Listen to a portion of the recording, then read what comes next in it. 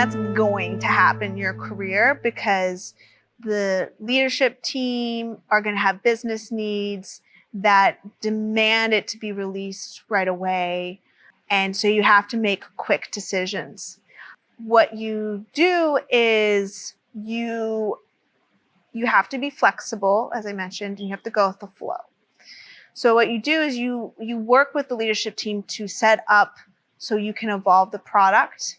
Maybe you define that it's a beta experience for initial release. You limit the amount that it's produced for that production run, and then you tweak later on.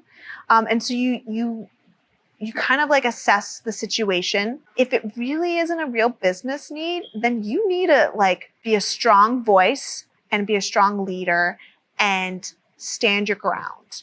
And you have to constantly balance between all those things. If a product does get released that you know it's going to have issues and flaws, you immediately start testing and build data and evidence to support that you do need to change.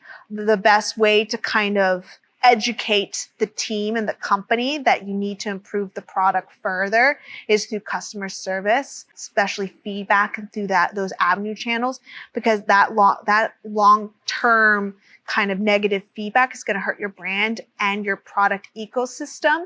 Any smart business person will respect that kind of data. And so you just use research to not only inspire and be creative, but also to help ensure quality and get the right decisions made at the right time.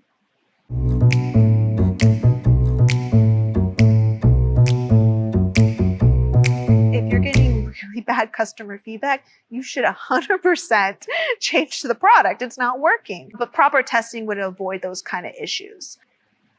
If you want to stay relevant in the market, you need to constantly innovate, and that is worth from a business perspective to keep producing, but also at the same time, there's appropriate time period. You need time for the product to live in the market and kind of understand how you can evolve it or how to pivot away from that to keep your product ecosystem strong and relevant.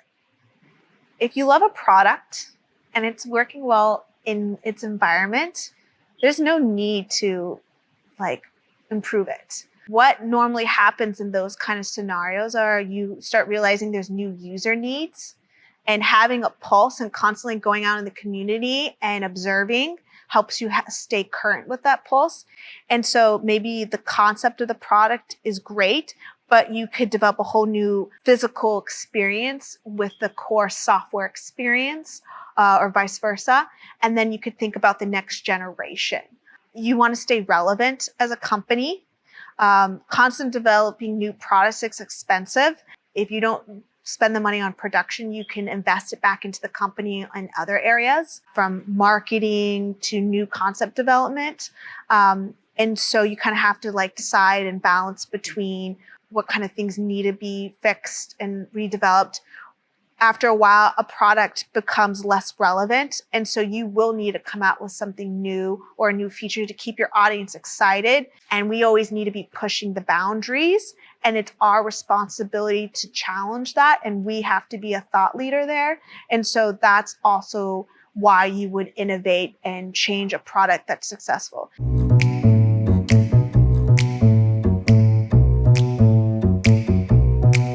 When you're working with a larger ecosystem, you're going to be developing a lot of accessories and extensions, and you might need to evolve the platforms to be cross-platform capable from the hardware perspective. So we're about to release a new product that is less about the basics and onboarding and more about critical thinking and prototyping.